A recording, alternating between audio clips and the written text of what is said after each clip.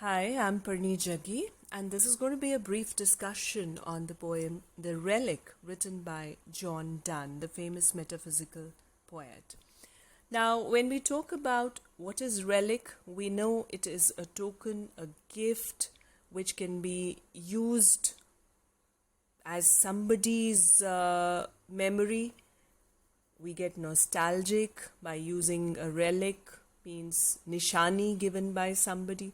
But here, in this poem, the relic doesn't mean a gift, but it describes a spiritual bonding, love, which exists between the poet, the speaker, the narrator himself, and his lover or beloved. So it describes the nature of a miracle which he expects that even after his death, his remains would be treated as relics by the people to come.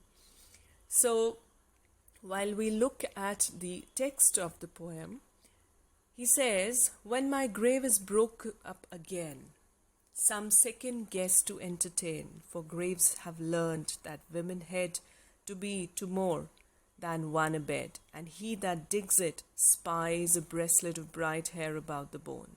Will he not let's alone, and think that there a loving couple lies? Who thought that this device might be some way to make their souls at the last busy day, meet at this grave and make a little stay?" Now here, in the first stanza, he is proposing, he's thinking of a possible future scenario.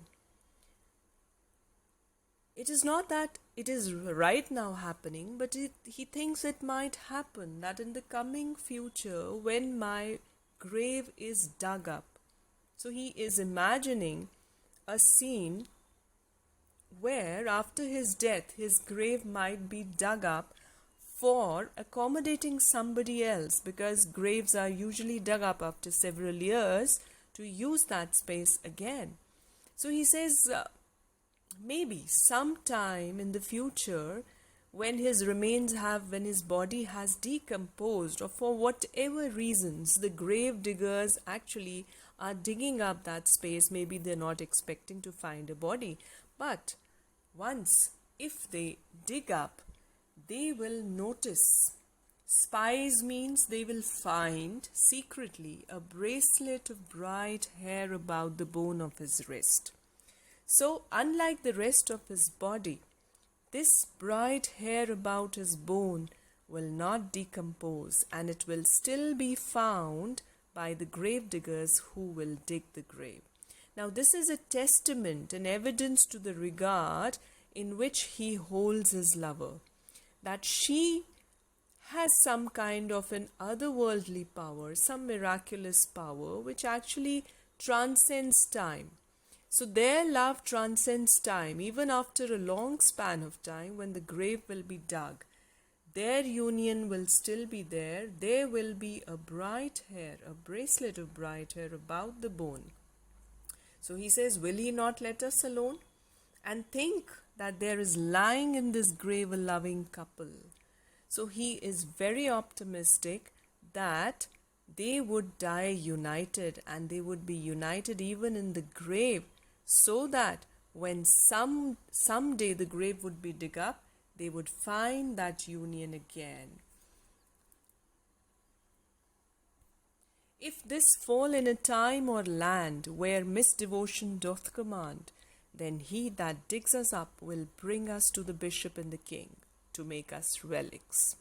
Now he says, for example, perchance if we happen to be dug up, if the grave diggers who dig up actually are living in a land or an age where they would be taking our remains to a bishop or a king, so they may understand the crafted importance behind the remains that they find to make us relics. So he is quite optimistic that he will be an immortal relic, a piece of gift even after he is dead. Then thou shalt be a Mary Magdalene, and I a something else thereby. All women shall adore us, and some men. And since at such times miracles are sought, I would have that age by this paper taught, what miracles we harmless lovers wrought.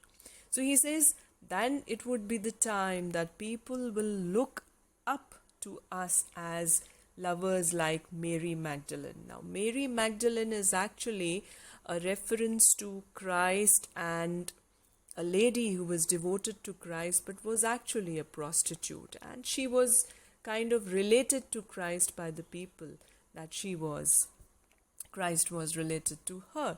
So the people at that time might see us as lovers like Christ and Mary Magdalene. So in the last 4 lines, which are actually more structured, he says, all shall adore us, all women shall adore us. So mostly women will be devoted to these new saints because they admire love more than men. Now, these lines speak of the miracles that he is thinking about, and he hopes that these harmful papers or these sonnets or these poetry, these poems would actually teach the people of the miracle of love that they would find in the grave. First we loved well and faithfully, yet knew not what we loved, nor why. Difference of sex no more we knew than our guardian angels do. Coming in, going, we perchance might kiss, but not between those meals. So he says we loved well and faithfully. We were completely honest. We had true love. Our love was true, sincere, transcendent, and it transcended the boundaries of sex and gender. We were not male and female, we were just lovers. And coming and going perchance, he says, we might kiss, but we never crossed the boundaries. Between the meals means the relationship was thus just there, but we did not cross any boundaries. And they felt for one another just as the guardian angels feel for their charges. That means that was a love without qualification. Our hands never touched the seals which nature injured by late law sets free. These miracles we did, but now alas, all measure and all language I should pass. Should I tell what a miracle she was? So now here he is kind of trying to show his sadness also, that their relation did not progress beyond a kiss because they obeyed all the laws of society and nature. They were lovers, they were sincere, but they were within the legalities of nature and the world. So here we see that he is slightly annoyed. They were not that close as they could have been. So now this stanza ends with a beauty where he says, should I tell you what a miracle she was? In spite of whatever kind of relationship they shared, she was a miracle for him.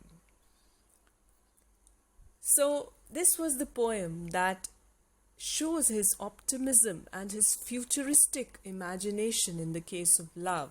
Whether they live for long or a short life, yet he feels that after he dies, his love would be immortalized, and even if they are dug up by the grave diggers, they would be used, their remains would be used as relics, and they would be immortalized even in the form of those relics. They would be taken to the palace or to the bishop to be preserved and admired as lovers. So now we see the theme of this poem is, of course, spiritual love. Love which is immortalized, which is not transient, which is not short-lived, which is not temporary, but which is permanent.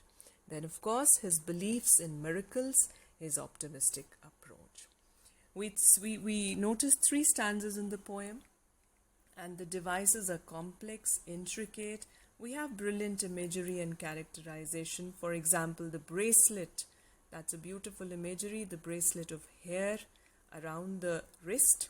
Then the imagery of the allusion of Mary Magdalene. Then this lyric also offers a positive affirmation, positivity, even after death. Whatever we did in life, which may be less or more, which may not be sufficient, but even after death, we will be immortalized in love. Personification is perhaps the most ingenious device that the poet employs.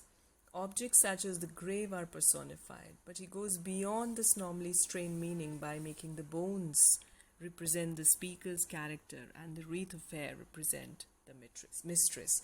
Now we see after they are dead, and they are dug again. It is not the bodies that are visible, but just that wreath of hair, which represents that they died in union. The mistress was there with him. So here this was a famous poem, The Relic, with a feel of immortal love by John Donne. As usual, this was a piece of beautiful imagery written by John Donne. Stay tuned for the next videos. Subscribe my channel. Thank you for now.